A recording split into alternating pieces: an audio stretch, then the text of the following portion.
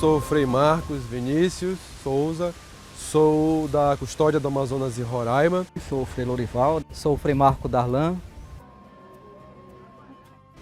O lugar onde nós estamos inseridos em missão, a Fraternidade de Belém dos Solimões, nós nos dividimos em 41 comunidades.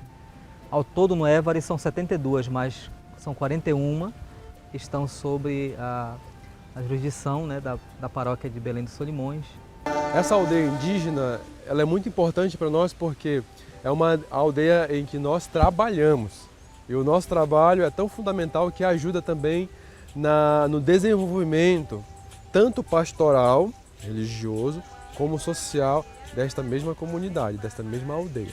Mas esse projeto social que está sendo desenvolvido recentemente é o de avicultura, onde as famílias que receberam os mini galpões aviários, elas cuidam por mês de 100 pintinhos. Esses 100 pintinhos, qual é a situação aqui? É para a merenda escolar, para o autossustento e para ajudar financeiramente os alunos que vão até Tabatinga.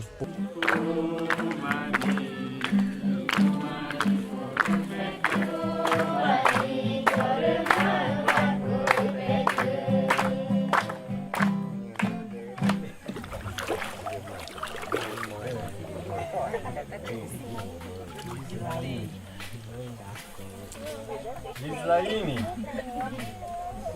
punca ega, nana tegago, nanegago,